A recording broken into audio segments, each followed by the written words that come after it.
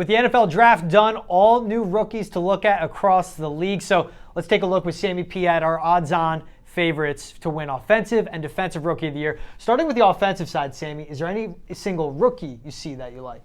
I'm looking at wide receivers down the page this year because we don't have that game-changing quarterback that's going to come in, take over week number 1, and play a whole season. With Kenny Pickett and Malik Willis, even Desmond Ridder, they're all backups until further notice. And I still think Trubisky is going to start the first month of the season. If you know Mike Tomlin, he's not in any hurry to give the ball to a rookie quarterback. Now, he did have Ben Roethlisberger many years ago, but Big Ben's a Hall of Famer. You know, I think Kenny Pickett has a bigger area where he needs to grow, and it's not really, you know, it's apples to oranges, Big Ben to Kenny Pickett. But I think wide receivers can give you a nice shot here. I like Dotson in Washington. He's a slot guy who's going to play right away. He could be their number 2 option. It's about opportunity. Who's going to play? Who's going to touch the football? The quarterbacks just aren't going to play right away. So you could find a wide receiver. Some people like Garrett Wilson. My buddy Eric Eager at Pro Football Focus loves Sky Moore, who's going to be the slot guy in Kansas City, take over for Tyreek Hill. Cool, that might work too, but Dotson's going to get a lot of touches because the Commanders stink.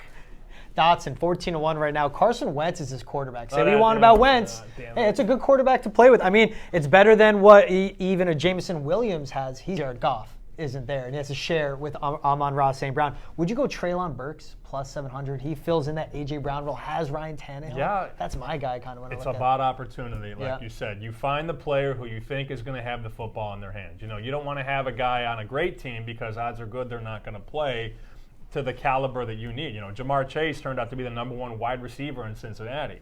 That's why he won the award, because every time Joe Burrow dropped back, he looked for Jamar Chase, and they had that connection back in college, too, at LSU. So you need to find a player that's going to have the football in his hands, and that's the key. We don't know right now. We're in May. The season starts in September. But by training camp, we'll get a better feel for which guys are going to play where, how much run they're going to get, and that'll make your bet easier. All right, and now for NFL Defensive Rookie of the Year, the edge guys are running away with it. But you said you have a sleeper in mind. Well, let me give Adam Candy, who works in Las Vegas. I do a radio with him every Tuesday. He put me on George Karlaftis. Kansas from City Purdue. Again. So think about it this way. The NFL is about sacks. Who gets to the quarterback? And those are likely the winners, or those are usually the winners, rather, of this award. The 3 guys at the top, Hutchinson, Walker, and Thibodeau, they're all really good players, but they're all on awful football teams.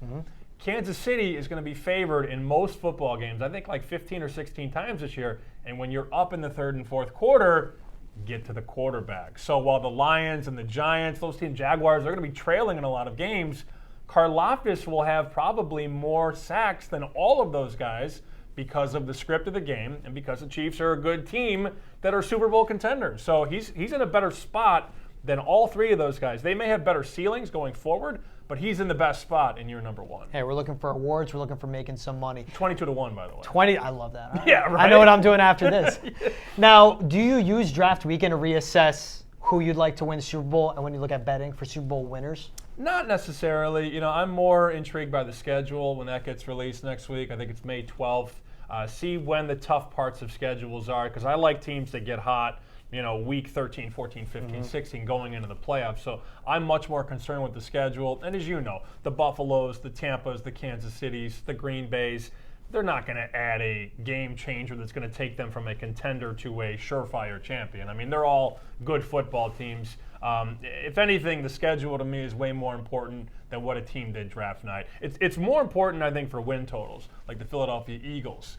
I look at what the Eagles did when they go out and they trade for A.J. Brown and they sign Jordan Davis or draft Jordan Davis. That team, I'm like, all right, I'm going to bet they're over. I might bet them to win the division. But for Super Bowl contenders, nothing really changes. All right, Sammy P., always with the wisdom. Appreciate you, man. Karlaftis, do it.